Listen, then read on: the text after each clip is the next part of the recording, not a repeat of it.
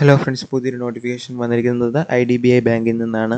Specialist officer എന്ന് പറയുന്നത് 2026-27 തസ്തികയിലേക്കാണ് പുതിയ നോട്ടിഫിക്കേഷൻ വന്നിരിക്കുന്നത്. സോ IDBI ബാങ്കാണ് പുതിയൊരു നോട്ടിഫിക്കേഷൻ വിളിച്ചിരിക്കുന്നത്. Online application start date July 14 close ചെയ്യുന്ന ഡേറ്റ് ജൂലൈ 26 ഓർത്തിരിക്കാം. സോ ഇതാണ് പുതിയൊരു നോട്ടിഫിക്കേഷൻ വന്നിരിക്കുന്നത്. സോ ഇതിൻ്റെ ഡീറ്റെയിൽ ആണ് നമ്മൾ ഇന്നത്തെ വീഡിയോ നോക്കാൻ പോകുന്നത്. ഓഡിറ്റ് ഇൻഫർമേഷൻ സിസ്റ്റം, അതുപോലെ തന്നെ ഇൻഫ്രാസ്ട്രക്ചർ മാനേജ്മെൻറ്റ് ഡിപ്പാർട്ട്മെൻറ്റ്, അതുപോലെ തന്നെ ലീഗൽ സെക്യൂരിറ്റി ഓഫീസർ, ഇങ്ങനെ 4 പോസ്റ്റിലേക്കാണ് ഇപ്പോൾ നിലവിൽ വിളിച്ചിരിക്കുന്നത്. ടോട്ടൽ 31 വേക്കൻസിയാണ് ഇപ്പോൾ നിലവിൽ റിപ്പോർട്ട് ചെയ്തിരിക്കുന്നത്.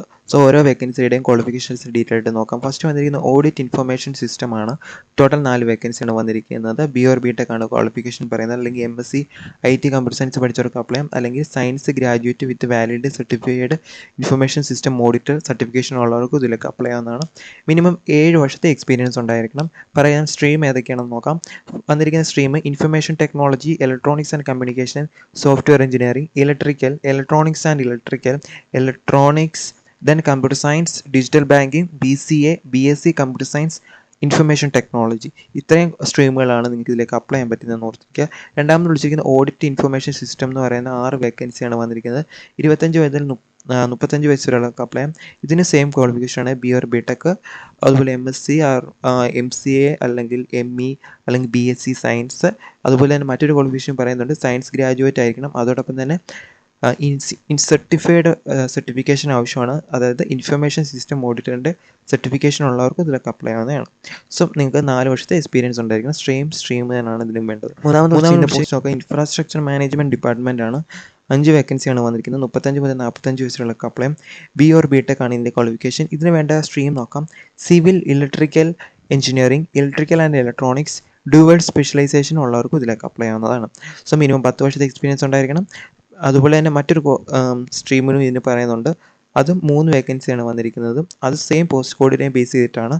25 മുതൽ 35 വയസ്സുള്ളവർക്ക് അപ്ലൈ. ഇതിൻ്റെ ക്വാളിഫിക്കേഷൻ സെയിം സ്ട്രീമുമാണ് പറയപ്പെടുന്നത്. 4 വർഷത്തെ എക്സ്പീരിയൻസ് ഇതിനുണ്ടായിരിക്കണം. പിന്നീട് വിളിച്ചിരിക്കുന്നത് ലീഗൽ എന്ന് പറയുന്ന പോസ്റ്റ് കോഡിലേക്കാണ്. 3 വേക്കൻസിയാണ് വന്നിരിക്കുന്നത്. സോ 35 മുതൽ 45 വരെയുള്ളവർക്ക് അപ്ലൈ. ഗ്രാജുവേഷൻ ഇൻ ലോ ആണ് ഇതിൻ്റെ ക്വാളിഫിക്കേഷൻ പറയുന്നത്. മിനിമം 10 വർഷത്തെ എക്സ്പീരിയൻസ് ആണ് പറയുന്നത്.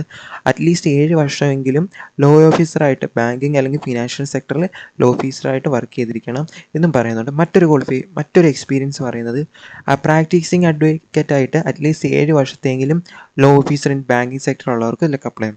ഇനി മറ്റൊരു ലീഗലിൻ്റെ തന്നെ മറ്റൊരു വേക്കൻസി വന്നിരിക്കുന്നത് 6 വേക്കൻസിയാണ്. 25 മുതൽ 35 വയസ്സ് വരെ അപ്ലൈ ചെയ്യാം. സെയിം ക്വാളിഫിക്കേഷൻ ഗ്രാജുവേഷൻ ആയിരിക്കണം, ലോ ആയിരിക്കണം. സെയിം എക്സ്പീരിയൻസ് പറയുന്നുണ്ട്. മിനിമം 4 വർഷത്തെ എക്സ്പീരിയൻസ് ഉണ്ടായിരിക്കണം. അതിൽ 2 വർഷത്തെ എക്സ്പീരിയൻസ് ലോ ഓഫീസറായിട്ട് ബാങ്കിങ് അല്ലെങ്കിൽ ഫിനാൻസ് സെക്ടറിൽ വർക്ക് ചെയ്തിരിക്കണമെന്നും പറയുന്നുണ്ട്. നെക്സ്റ്റ് വന്നിരിക്കുന്ന പോസ്റ്റ് നോക്കാം, സെക്യൂരിറ്റി ഓഫീസറാണ്. മിനിമം 25 മുതൽ 35 വയസ്സ് വരെ അപ്ലൈ. ഗ്രാജുവേഷൻ ഇൻ എനി ഡിസിപ്ലിനാണ് മെൻഷൻ ചെയ്തിരിക്കുന്നത്. 4 വർഷത്തെ എക്സ്പീരിയൻസ് ഉണ്ടായിരിക്കണം. പ്രിഫറൻസ് കൊടുക്കുന്നത് റെലവൻറ്റ് എക്സ്പീരിയൻസ് ഉള്ളവർക്കായിരിക്കും എന്ന് ഓർത്തിരിക്കാം. ഇനി നിങ്ങൾ അപ്ലൈ ചെയ്യുന്നവരെ ഷോർട്ട് ലിസ്റ്റ് ചെയ്യും. ഷോർട്ട് ലിസ്റ്റ് ചെയ്യുന്ന കാൻഡിഡേറ്റിനെ ആയിരിക്കും അവർ ഇൻ്റർവ്യൂ കണ്ടക്ട് ചെയ്യുന്നതെന്ന് ഓർത്തിരിക്കുക. സോ ഇതാണ് ഇതിനകത്ത് മെയിനായിട്ട് ഇതിനകത്തൊന്ന് പറയാനുള്ളത്. ഇനി എന്തൊക്കെ ഡോക്യുമെൻറ്റ്സ് ആണ് അപ്ലോഡ് ചെയ്യേണ്ടതെന്ന് ഓർത്തിരിക്കുക. നിങ്ങളുടെ ഏജ് ക്വാളിഫിക്കേഷനായിട്ട് 10th സർട്ടിഫിക്കറ്റ് അപ്ലോഡ് ചെയ്യാം. പിന്നെ ഹൈസ്കൂൾ, അതായത് SLC, അതുപോലെ തന്നെ നിങ്ങളുടെ +2 മാർക്ക്, ഗ്രാജുവേഷൻ മാർക്ക്, PG ഉള്ളത് PG മാർക്ക്, എക്സ്പീരിയൻസ് പ്രൊവൈഡ് ചെയ്യണം. സോ ഇതെല്ലാമാണ് മെയിനായിട്ട് ഇതിനകത്ത് പറയുന്നത്. സോ നിങ്ങൾക്ക് സാലറി വരുന്നത് എത്ര നോക്കാം. ഡെപ്യൂട്ടി മാനേജർ ജനറൽ ആണെങ്കിൽ നിങ്ങൾക്ക് ഗ്രേഡ് D ആണ്. സോ ഇതിലേക്ക് വരുന്ന സാലറി എന്ന് ഓർത്തിരിക്കാം. 1 ലക്ഷത്തി ആണ് സാലറി വരുന്നതെന്ന് ഓർത്തിരിക്കാം. അതേപോലെ തന്നെ അസിസ്റ്റൻറ്റ് ജനറൽ മാനേജർ ആണെങ്കിൽ 85,000 ആണ് സ്റ്റാർട്ടിംഗ് സാലറി. മാനേജർ എന്ന് പറയുന്ന സ്റ്റാർട്ടിംഗ് സാലറി 64,000 ആണ്. സോ ഇത്രയും സാലറീസ് ആണ് നിങ്ങൾക്ക് വരുന്നത്. സെലക്ഷൻ പ്രോസസ്സൊക്കെ കൊടുത്തിട്ടുണ്ട് ഇവിടെ, ഡീറ്റെയിൽ ആയിട്ട് ജസ്റ്റ് നോക്കുക. സോ പ്രോപ്പറായിട്ട് ഇമെയിൽ ID യും മൊബൈൽ നമ്പറും ത്രൂ ആണ് നിങ്ങൾ ഇതിലേക്ക് അപ്ലൈ ചെയ്യേണ്ടതെന്ന് ഇവിടെ മെൻഷൻ ചെയ്തിട്ടുണ്ട്. സോ അത് പ്രോപ്പറായിട്ട് തന്നെ കൊടുക്കും. ഇനി ആപ്ലിക്കേഷൻ ഫീസ് നോക്കാം.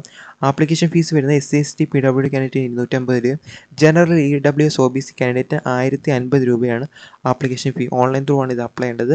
ലിങ്ക് ഞാൻ ഡിസ്ക്രിപ്ഷൻ ബോക്സിൽ കൊടുക്കാം ബാങ്കിൻ്റെ. സോ അതിലൂടെ നിങ്ങൾക്ക് ഡയറക്റ്റ്ലി അപ്ലൈ ചെയ്യാവുന്നതാണ്. ബാക്കിയുള്ള കാര്യങ്ങളെല്ലാം അവർ ഇമെയിൽ ത്രൂ നിങ്ങളെ ഇൻറ്റിമേഷൻ ചെയ്യുന്നത് ഇതിനകത്ത് മെൻഷൻ ചെയ്തിട്ടുണ്ട്. സർട്ടിഫിക്കേഷൻസ് വേണ്ടവർക്ക് താഴെ അറ്റാച്ച് ചെയ്തിട്ടുണ്ട് സർട്ടിഫിക്കേഷൻ. അവിടെ നിങ്ങൾക്ക് സർട്ടിഫിക്കേഷൻ ഡൗൺലോഡ് ചെയ്യാവുന്നതാണ്. പുതിയൊരു നോട്ടിഫിക്കേഷൻ വന്നിരിക്കുന്ന IDBI ബാങ്കിൽ നിന്ന് സ്പെഷ്യലിസ്റ്റ് ഓഫീസർ എന്ന് പറയുന്ന തസ്തിയിലേക്കാണ്. അപ്പോൾ അപ്ലൈ ചെയ്യാൻ പറ്റുന്ന അപ്ലൈ